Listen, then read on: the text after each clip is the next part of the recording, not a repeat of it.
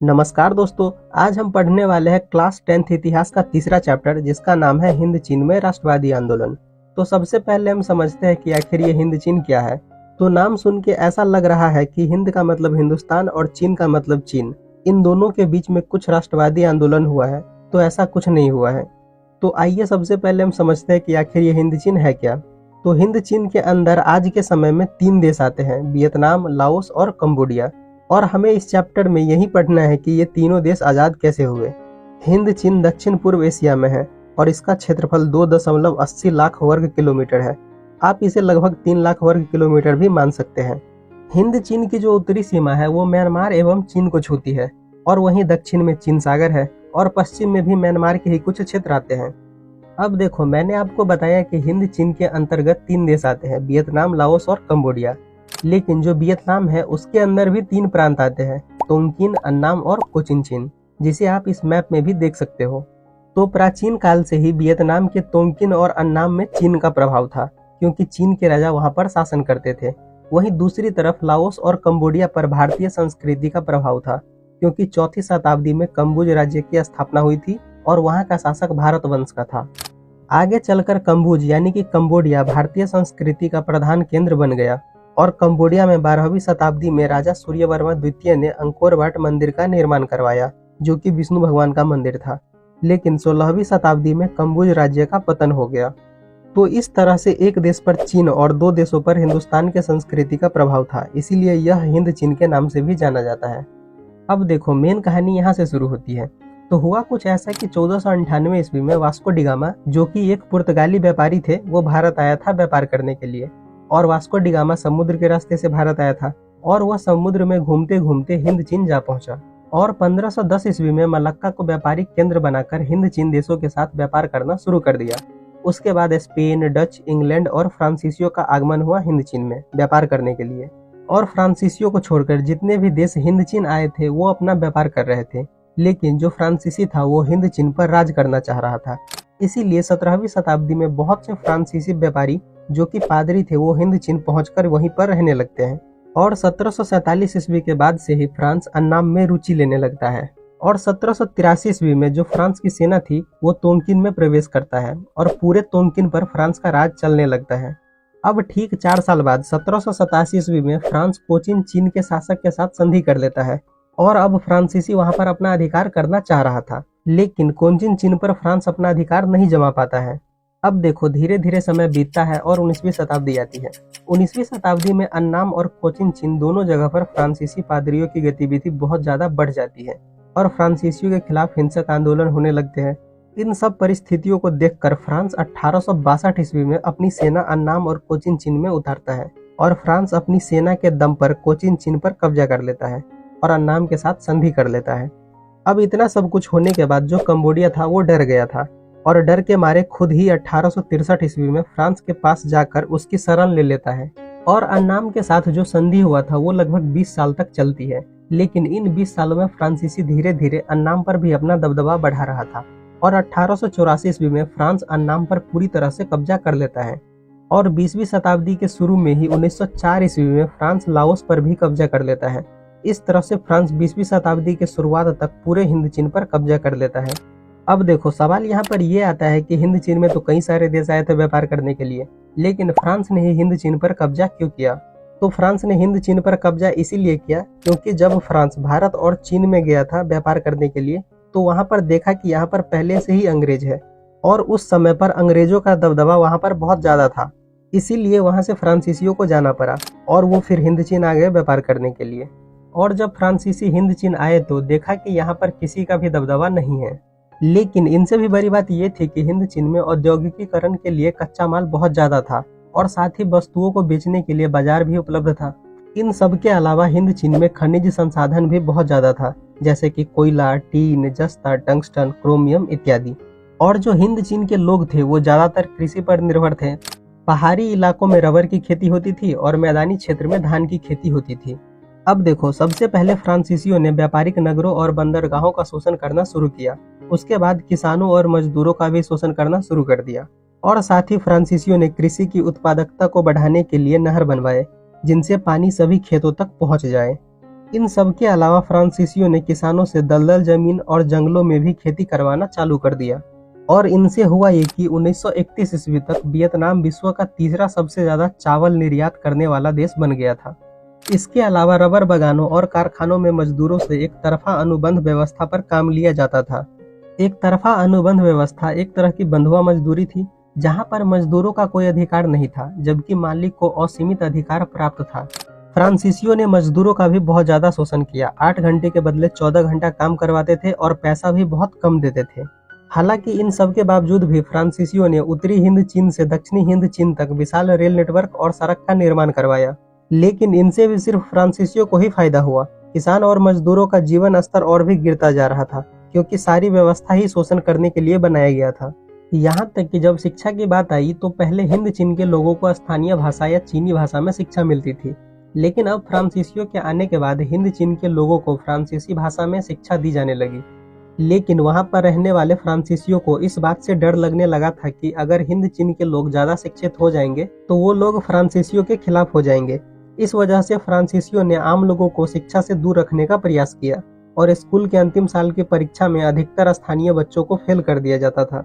और जब 1920 ईस्वी के दशक में हनोई विश्वविद्यालय के छात्र और छात्राएं राजनीतिक पार्टियां बनाने लगे तो फ्रांसीसियों ने हनोई विश्वविद्यालय को ही बंद कर दिया। इन सब वजह से स्थानीय जनता और कोलोनों के बीच जमीन आसमान का अंतर हो गया था। अब देखो, यहाँ पर एक शब्द है कोलोन, तो इसका मतलब क्या होता है? तो हिंद चीन में बसने वाले फ्रांसीसियों को ही कोलोन कहा जाता है। अब देखो, हमने ये समझ लिया है कि हिंद चीन पर फ्रांसीसियों ने कब्जा कैसे किया था। इसके बाद अब हम ये समझते हैं कि हिंद चीन में राष्ट्रीयता का विकास कैसे हुआ। तो देखो, हिंद चीन में शुरू से ही फ्रांसीसियों को समय समय पर विद्रोह का सामना करना पड़ रहा था, लेकिन 20वीं शताब्दी के शुरुआत से ही हिंद चीन के लोग छोटे छोटे मामलों पर भी फ्रांसीसियों के खिलाफ असंतोष प्रकट करने लगे और इन परिस्थिति का फायदा उठाकर 1903 ईस्वी में फान बोई चाओ ने दुई तान होई नाम का एक क्रांतिकारी संगठन बनाया और इस संगठन का नेता कुआंग दे को बनाया गया। फान बोई चाओ ने एक किताब भी लिखा जिसे पढ़कर हिंद चीन की जनता जागरूक हो गई और इस किताब का नाम था the history of the loss of Vietnam. लेकिन हिंद चीन की जनता के लिए इस किताब से भी बड़ी प्रेरणा का स्रोत यह था कि 1905 ईस्वी में जापान ने रूस को हरा दिया था। मतलब कि जापान एक छोटा देश होकर रूस जैसे बड़े देशों को हरा देता है। उसी समय पर हिंद चीन में एक और राष्ट्रवादी नेता होता है जिसका नाम था फान चू त्रिन।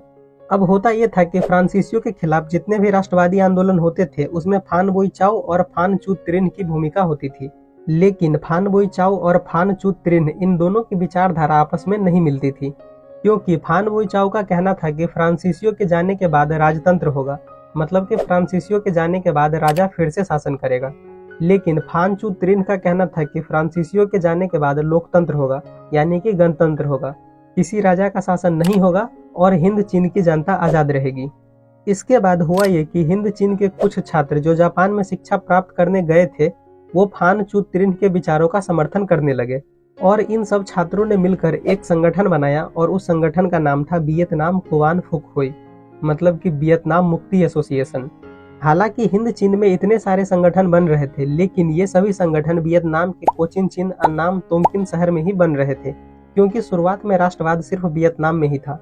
लेकिन जब प्रथम विश्व युद्ध हुआ तो हिंद चीन के लोगों को फ्रांस ने जबरदस्ती सेना में भर्ती करना शुरू कर दिया और हजारों मजदूरों को बिना पैसे दिए ही जबरदस्ती फ्रांस ले जाकर काम करवाना शुरू कर दिया।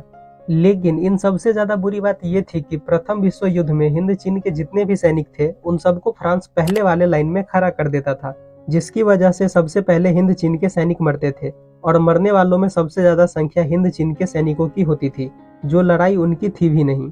अब इन सब बातों से हिंद चीन के लोगों पर प्रभाव पड़ता है और 1914 ईस्वी में देशभक्तों ने मिलकर एक और संगठन बनाया और उस संगठन का नाम था वियतनामी राष्ट्रवादी दल और इस संगठन का पहला अधिवेशन कैंटन में हुआ, लेकिन फ्रांसीसी सरकार ने इस संगठन को ही खत्म कर दिया। दूसरी तरफ जनता की हालत और भी ज्यादा खराब होते जा रही थी, जिसके कारण जनता ने गुस्से में आकर 1919 ईस्वी में चीनी बहिष्कार आंदोलन किया था, क्योंकि चीन का नियंत्रण हिंद चीन के कृषि उत्पाद, व्यापार एवं मत्स्य व्यापार पर था। फिर भी चीन हिंद चीन के जनता को सपोर्ट नहीं कर रही थी और इसी समय पर एक और संगठन की स्थापना होती है और उस संगठन का नाम था अनामी दल और इस संगठन को जिसने बनाया था उसका नाम था ज़ुएंगुएन आई और ये पार्टी मास्को के कैंटन से प्रभावित थी और यह आतंकी यानी कि हिंसक विचारों वाली पार्टी थी। अब देखो, प्रथम विश्व युद्ध 1918 ईस्वी में खत्म हो गया, लेकिन ठीक एक साल पहले 1917 ईस्वी में एक वियतनामी छात्र की एंट्री होती है जिसने वियतनाम की आज़ादी में बहुत बड़ी भूमिका निभाई थी, और उस छात्र का नाम था हो ची मिन्ह। तो अब हम समझते हैं हो ची मिन्ह के बारे में। तो हो ची मिन्ह का जन्म 19 मई 1890 ईस्वी में वियतनाम के एक छोटे से गांव में हुआ था, और इसके बचपन का नाम न्यूगन आई कोक था। हो ची मिन्ह पढ़ने के लिए पेरिस गए हुए थे, लेकिन वहां पर वो साम्यवादी विचारधारा से प्रभावित होकर 1917 ईस्वी में साम्यवादियों का एक गुट बनाया। इसके बाद हो ची मिन्ह और ज्यादा शिक्षा प्राप्त करने के लिए मॉस्को चले गए। बाद में उन्होंने 1925 ईस्वी में वियतनामी क्रांतिकारी दल का गठन किया, और जितने भी लोग इस संगठन से जुड़ते थे उसे सैनिक शिक्षा भी दिया जाता था। और हो ची मिन्ह ने 1930 ईस्वी में वियतनाम में जितने भी राष्ट्रवादी संगठन बने थे उन सबको एकजुट किया और वियतनाम कांग सांग देंग यानी कि वियतनाम कम्युनिस्ट पार्टी की स्थापना की।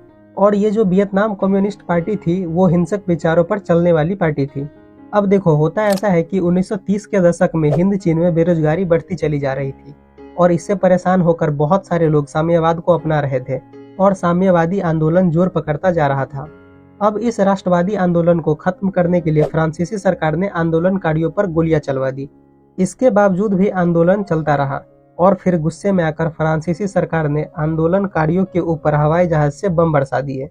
इस घटना से हिंद चीन के हजारों लोग मारे गए और ये आंदोलन दबसा गया। अब देखो, समय बीतता है और द्वितीय विश्व युद्ध 1939 ईस्वी में शुरू हो जाता है, और इसी समय पर वियतनाम में एक और घटना देखने को मिलती है। होता यह है कि वियतनाम में जो बौद्ध धर्म को मानने वाले इंसान थे उन सबको फ्रांसीसी जबरदस्ती धर्म परिवर्तन करके ईसाई बना रहे थे, और इसके विरोध में 1939 ईस्वी में वियतनाम में एक आंदोलन होता है, और उस आंदोलन का नाम था हुआ हुआ आंदोलन। हुआ हुआ आंदोलन एक बौद्धिस्टिक धार्मिक क्रांतिकारी आंदोलन था, और इस आंदोलन के नेता हुइन फूसो था। ये आंदोलन उग्रवादी घटनाओं को भी अंजाम देते थे, और इसमें आत्मदाह तक भी शामिल था, मतलब कि ये लोग जरूरत पड़ने पर खुद को ही जला लेते थे। अब देखो, 1939 ईस्वी में द्वितीय विश्व युद्ध शुरू हो जाता है, और जून 1940 ईस्वी में फ्रांस जर्मनी से हार जाता है, और फ्रांस में जर्मनी अपनी सत्ता कायम कर लेती है। अब देखो, द्वितीय विश्व युद्ध में जापान ने जर्मनी का साथ दिया था, और जर्मनी ने फ्रांस को हरा दिया था, जिसके चलते फ्रांस के साथ एक संधि होती है, और उस संधि के तहत जापान अपनी सेना हिंद चीन में भेजता है और पूरे हिंद चीन पर अपना राजनीतिक अधिकार जमा लेता है। अब देखा जाए तो हिंद चीन में दो देश शासन कर रहा है, पहला जापानी और दूसरा फ्रांसीसी, लेकिन इन दोनों देशों की आपस में बन नहीं रही थी, और इसका फायदा वियतनाम के गुप्त क्रांतिकारियों ने उठाया, और पूरे देश भर के कार्यकर्ताओं ने हो ची मिन्ह का साथ दिया और वियत मिन्ह यानी कि वियतनाम स्वतंत्रता लीग की स्थापना की।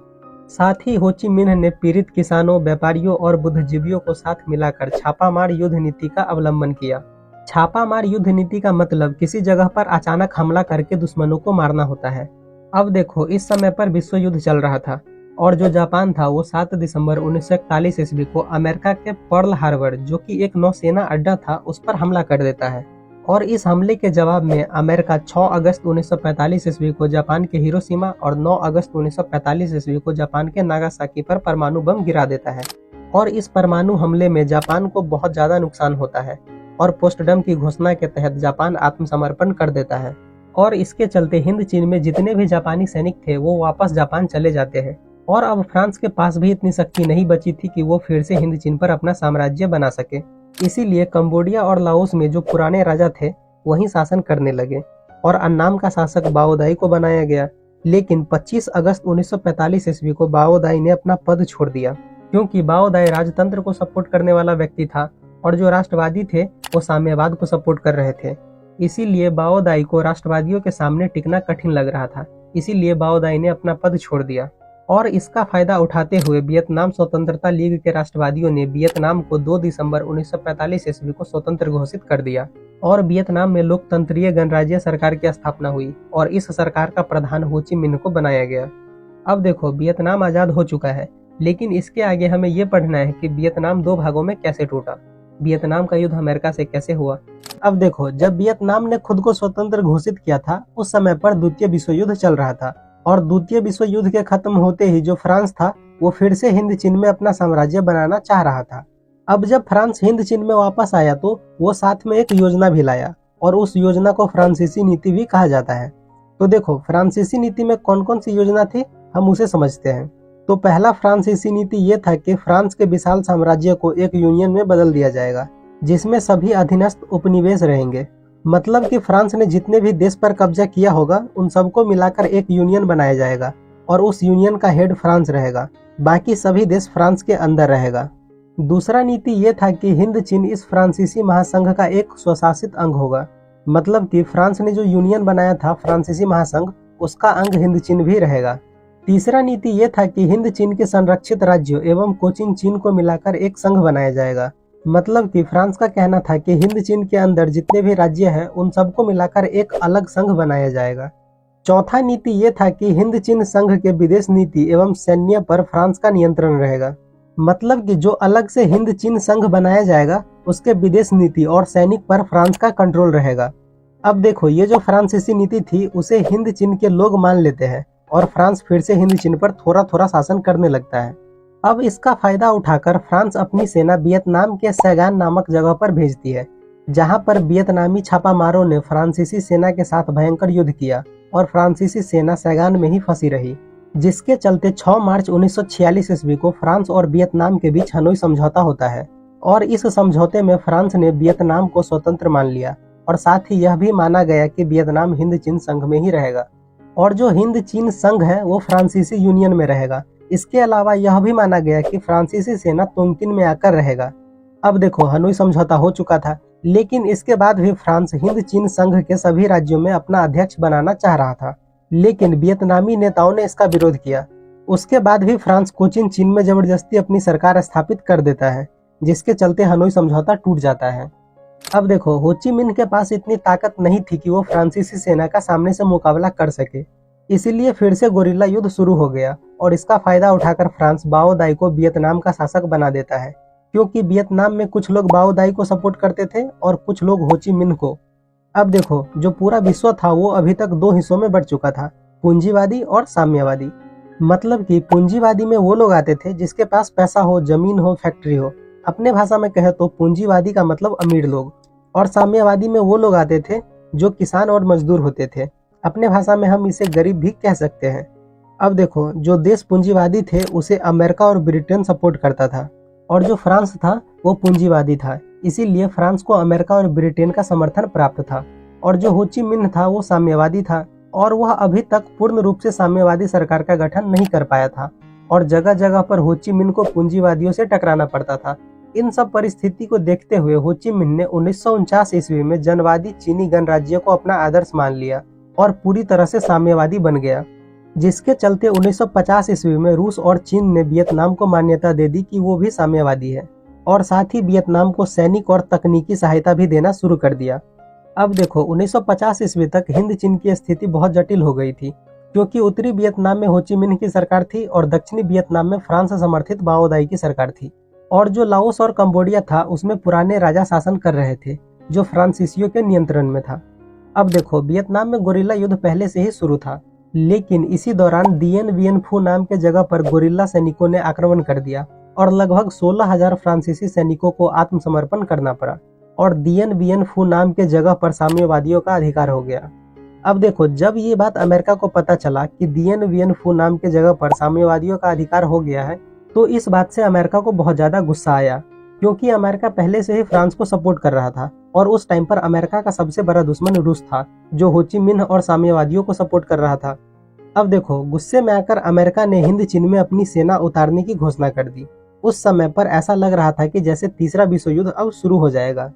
इन सब परिस्थिति को देखते हुए 1954 ईस्वी में एक सम्मेलन हुआ जिसे जेनेवा समझौता कहा जाता है। जेनेवा समझौता ने पूरे वियतनाम को 2 हिस्सों में बांट दिया, उत्तरी वियतनाम और दक्षिणी वियतनाम। और जो दक्षिणी वियतनाम था उसको अमेरिका सपोर्ट कर रही थी और दक्षिणी वियतनाम में ही 1939 ईस्वी से एक धार्मिक वर्ग आंदोलन कर रहा था और उस आंदोलन का नाम था हुआ हुआ आंदोलन। अब होता यह है कि दक्षिणी वियतनाम में अमेरिका समर्थित सरकार में एक नेता था जिसका नाम था न्यो दिन्ह दियम। न्यो दिन्ह दियम ने बड़ी क्रूरता से हुआ आंदोलन को दबाना शुरू कर दिया। वहीं दूसरी तरफ जेनेवा समझौता के तहत लाओस और कंबोडिया में भी शासन व्यवस्था बदल दी गई और वहां पर संसदीय शासन प्रणाली व्यवस्था लागू किया गया। लेकिन इसके बावजूद भी कंबोडिया और लाओस में साम्यवादी प्रभाव बढ़ता ही जा रहा था। वहीं दूसरी तरफ अमेरिका इस साम्यवादी प्रभाव को रोकना चाह रहा था। अब देखो, इसके आगे हमें 4 और टॉपिक पढ़ने हैं।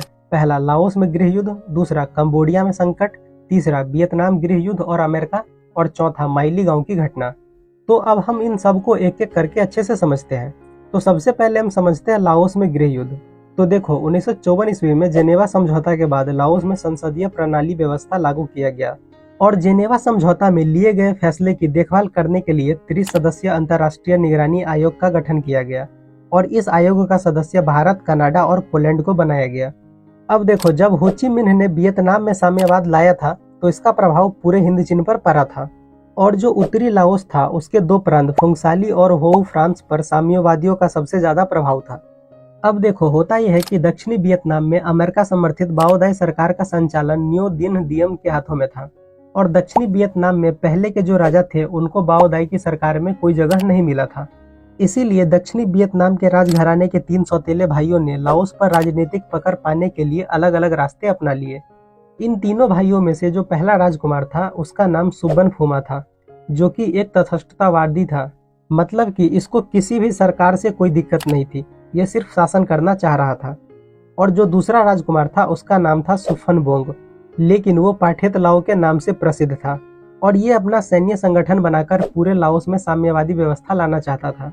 और जो तीसरा राजकुमार था उसका नाम था फूमी नोसबान और ये दक्षिण पंथ का अनुसरण करने वाला था। मतलब कि ये दक्षिणी वियतनाम जैसी व्यवस्था लाओस में भी लाना चाहता था। अब देखो, ये तीनों भाई अपनी राजनीतिक प्रभाव बढ़ाने के लिए लाओस में संघर्ष कर रहा था और ऊपर से रूस और अमेरिका दोनों गुटों का समर्थन कर रहा था, जिसके चलते लाओस में अस्थिरता की स्थिति पैदा हो जाती है। और इन सब परिस्थिति को देखते हुए 25 दिसंबर 1955 ईस्वी को लाओस में चुनाव होता है और चुनाव के बाद राष्ट्रीय सरकार का गठन हुआ और सुवन फुमा के नेतृत्व में सरकार बनी। लेकिन पाठेत लाओ ने इसका विरोध करते हुए गुरिल्ला युद्ध शुरू कर दिया। लेकिन 1957 ईस्वी में दोनों के बीच समझौता हुआ और पाठेत लाओ की पार्टी नियो लियो हक्सत के सदस्यों को भी सरकार में जगह मिल गई। लेकिन जब ये बात अमेरिका को पता चला कि सुवन फुमा और पाठेत लाओ साथ में मिलकर सरकार चला रहा है, तो यह बात अमेरिका को बर्दाश्त नहीं हुआ, क्योंकि जो पाठेत लाओ था वो साम्यवादी था और अमेरिका को साम्यवादी पसंद नहीं था। इसीलिए अमेरिका ने दोनों भाइयों के बीच झगड़ा लगा दिया, जिसके चलते समझौता टूट गया और फिर से गुरिल्ला युद्ध शुरू हो गया। अब इन सब परिस्थिति का फायदा उठाकर तीसरा भाई फूमी नोसबान ने अपना सरकार बना लिया। लेकिन 3 महीने बाद ही फिर से तख्ता पलट हुआ और कैप्टन कांगली, जो कि फ्रांसीसी सेना के अधिकारी थे, उसके नेतृत्व में सैनिक सरकार बनी। लेकिन तीनों भाइयों ने मिलकर कैप्टन कांगली को उत्तर दिशा की ओर भगा दिया। इस तरह से लाओस में भयंकर गृह युद्ध होने लगा। अब इन सब को देखते हुए भारत ने मई 1961 ईस्वी में 14 राष्ट्रों की एक सम्मेलन बुलाया और इस सम्मेलन में तीनों राजकुमारों को साथ में मिलकर मंत्रिमंडल बनाने को बोला गया और इस बात पर सहमति भी बन गई। लेकिन अमेरिकी षड्यंत्र के कारण लाओस के विदेश मंत्री की हत्या हो गई और फिर से गृह युद्ध शुरू हो गया। इन सब परिस्थिति को देखते हुए लाओस में एक बार फिर से चुनाव हुआ और इस बार चुनाव के द्वारा सुवन फुमा को प्रधानमंत्री और फूमी नोसबान को उप प्रधानमंत्री बनाया गया। इस चुनाव से असंतुष्ट होकर पाठेत लाओ ने 1970 ईस्वी में लाओस पर हमला कर दिया और लाओस के जॉर्ज नामक मैदान पर कब्जा कर लिया। अब अमेरिका ने इस युद्ध में बहुत ज्यादा बमबारी की, लेकिन पाठेत लाओ के हमले को नहीं रोक पाया। वहीं दूसरी तरफ हजारों दक्षिणी वियतनामी सैनिक, अमेरिकी सैनिक, युद्धक विमान और बम वर्षक हेलीकॉप्टर लाओस में प्रवेश किया और इन सब का मकसद हो ची मिन्ह मार्ग पर कब्जा करना था। लेकिन हो ची मिन्ह मार्ग पर सभी सैनिक फंस जाते हैं और लाओस के प्रबल प्रतिरोध के कारण सभी सैनिक को वापस लौटना पड़ता है और अमेरिका यह युद्ध हार जाता है और लाओस में साम्यवादियों की जीत हो जाती है। तो देखो, हमने लाओस के गृह युद्ध को अच्छे से समझ लिया है। अब हमें इस चैप्टर में 3 और टॉपिक पढ़ने हैं कंबोडियाई संकट को। तो देखो, 1954 ईस्वी में जेनेवा समझौता के बाद कंबोडिया को स्वतंत्र घोषित करके संवैधानिक राजतंत्र को स्वीकार किया गया और राजकुमार नरोत्तम सिंहानुक को शासक बनाया गया। नरोत्तम सिंहानुक गुट निरपेक्षता के नीति पर कायम था। मतलब कि नरोत्तम सिंहानुक दुनिया के किसी भी देश के गुट में शामिल नहीं था। लेकिन अमेरिका कंबोडिया के क्षेत्र में अपना प्रभाव जमाना चाहता था।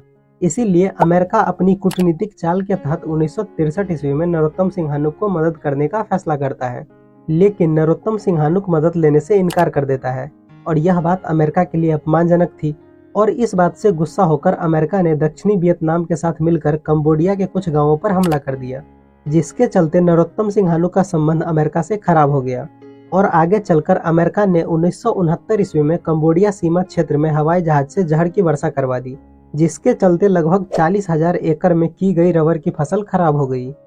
उसके बाद नरोत्तम सिंहानुक ने फसल खराब करने के बदले अमेरिका से मुआवजा मांगा और रूस से मदद मांगी कि अमेरिका से मुआवजा दिलाने में उसकी मदद करे। लेकिन अमेरिका यह नहीं चाहता था कि कंबोडिया साम्यवादी देशों के पास जाए। इसीलिए उसने नरोत्तम सिंहानुक पर आरोप लगाया कि उसका संबंध उत्तरी वियतनाम और वियतकांगो से है।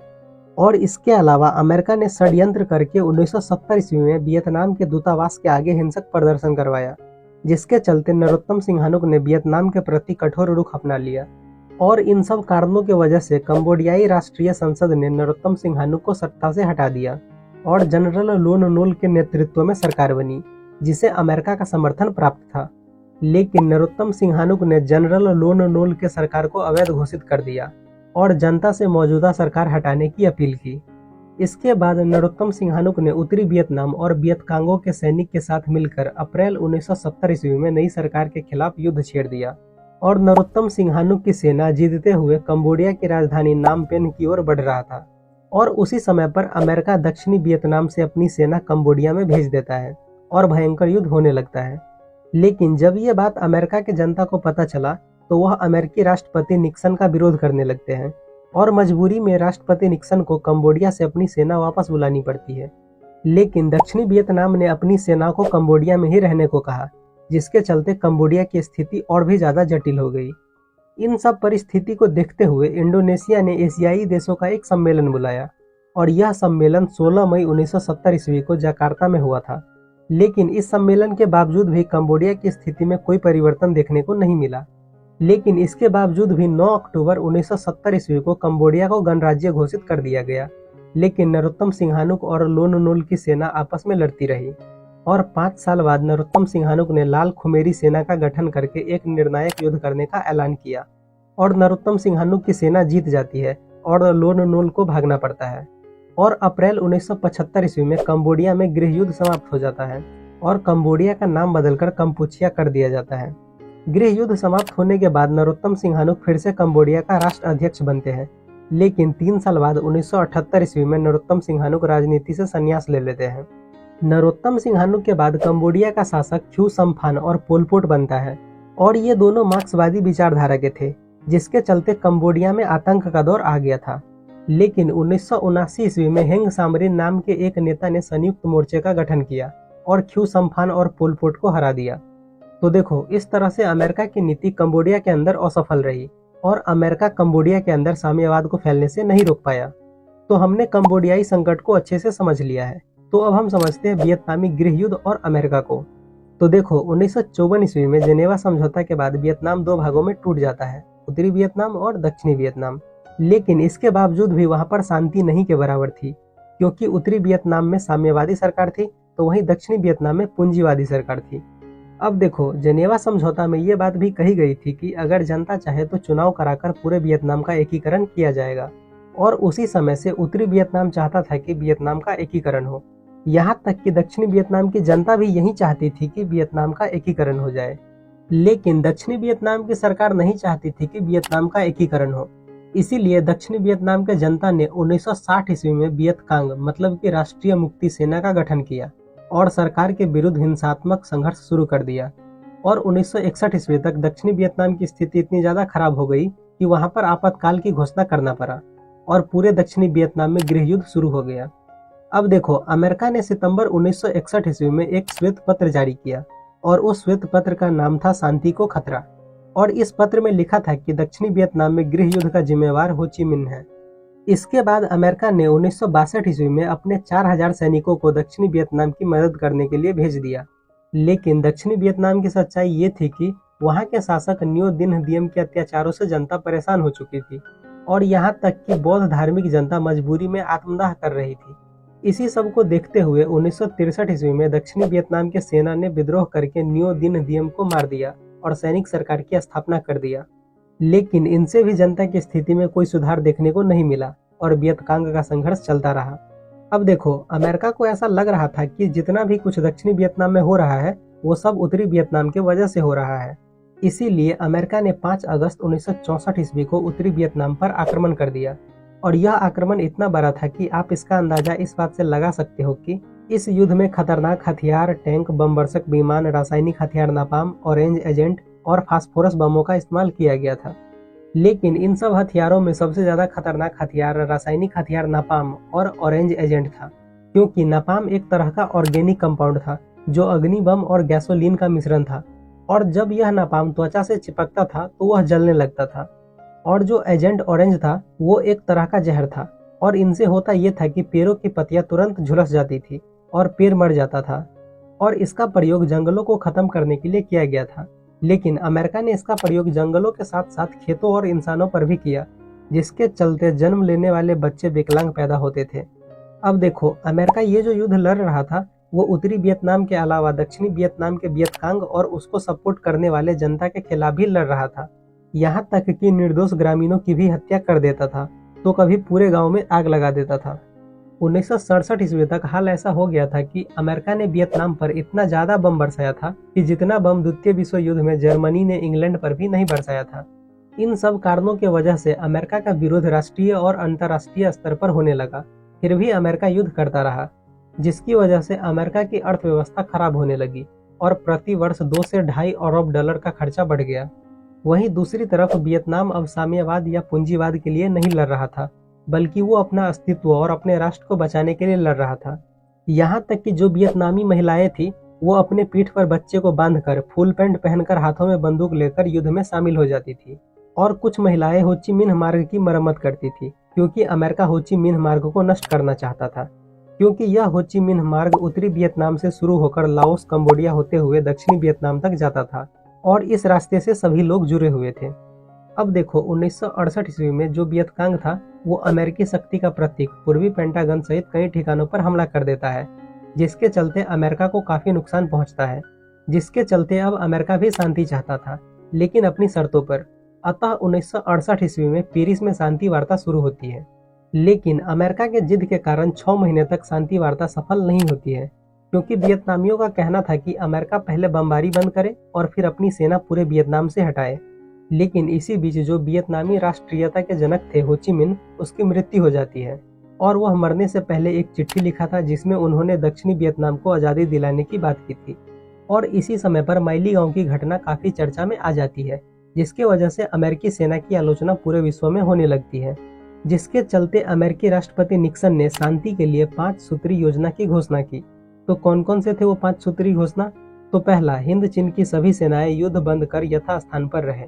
दूसरा, युद्ध विराम की देखरेख अंतर्राष्ट्रीय पर्यवेक्षक करेंगे। तीसरा, इस दौरान कोई भी देश अपनी शक्ति बढ़ाने का प्रयत्न नहीं करेगा। चौथा, युद्ध विराम के दौरान सभी तरह की लड़ाइयां बंद रहेगी। और पांचवा, युद्ध विराम का अंतिम लक्ष्य पूरे हिंद चीन में संघर्ष का अंत होगा। लेकिन इन शर्तों को मानने से वियतनाम इनकार कर देता है, जिसके चलते अमेरिकी सेना फिर से बमबारी करने लगती है। लेकिन अंतर्राष्ट्रीय स्तर पर अमेरिका की आलोचना हो रही थी। अब राष्ट्रपति निक्सन को भी लग गया था कि सेना वापस बुलानी पड़ेगी, तो उसने फिर से 8 सूत्री योजना जारी किया, लेकिन वियतनामियों ने इसे भी मानने से इनकार कर दिया। लेकिन 24 अक्टूबर 1972 ईस्वी को वियतकांग, उत्तरी वियतनाम, अमेरिका और दक्षिणी वियतनाम के बीच शांति समझौता तय हो गया। लेकिन समझौते में लिए गए फैसले पर वियतकांग और दक्षिणी वियतनाम ने आपत्ति जताई और फिर से फैसले लेने का आग्रह किया। लेकिन इस बात से गुस्सा होकर अमेरिका ने इस बार इतने ज्यादा बम बरसाए जिसकी विध्वंसक शक्ति लगभग हिरोशिमा में गिरा हुआ परमाणु बम से भी ज्यादा था। लेकिन इसके बावजूद भी वियतनामियों ने हार नहीं मानी और अंततः 27 फरवरी 1973 ईस्वी को पेरिस में वियतनाम युद्ध के समाप्ति के समझौते पर हस्ताक्षर हो गया। और इस समझौते की मुख्य बातें ये थी कि युद्ध समाप्ति के 60 दिनों के अंदर अमेरिकी सेना वापस हो जाएगी और जो उत्तरी और दक्षिणी वियतनाम है वो आपस में विचार करके एकीकरण का रास्ता निकालेंगे। और अंततः 1975 ईस्वी में उत्तरी वियतनाम और दक्षिणी वियतनाम का एकीकरण हो जाता है। अब देखो, ये जो युद्ध चल रहा था अमेरिका और वियतनाम के बीच, उसमें अमेरिका के 56,000 से अधिक सैनिक मारे गए और लगभग 3,000 सैनिक घायल हुए थे। वहीं दक्षिणी वियतनाम के 18,000 सैनिक मारे गए थे और इस युद्ध में अमेरिका के 4800 हेलीकॉप्टर और 3600 टैंक नष्ट हो गए थे। इस तरह से अमेरिका हिंद चीन में बुरी तरह से असफल रहा। अब देखो, हमने वियतनामी गृह युद्ध और अमेरिका को अच्छे से समझ लिया है, तो अब हम इस चैप्टर के सबसे लास्ट टॉपिक को समझते हैं, जो कि है माइली गांव की घटना। तो देखो, ये माइली गांव दक्षिणी वियतनाम में था और इस गांव के लोगों को वियतकांग समर्थक मानकर अमेरिकी सेना ने पूरे गांव को घेर लिया और गांव के सभी पुरुषों को मार डाला। और गांव के जितने भी औरतें और बच्चियां थी उन सबको बंधक बनाकर कई दिनों तक सामूहिक बलात्कार किया। फिर इन सबको भी मारकर पूरे गांव में आग लगा दिया। लेकिन लाशों के बीच दबा हुआ एक बूढ़ा व्यक्ति जिंदा बच गया था, जिसने इस घटना को उजागर किया और इसके बाद से ही अमेरिकी सेना का पूरे विश्व में बुराई होने लगा। तो देखो ये चैप्टर यहीं पर खत्म हो जाता है। और हाँ, इस चैप्टर के ऑब्जेक्टिव और सब्जेक्टिव क्वेश्चन पर वीडियो बहुत जल्दी आएगी।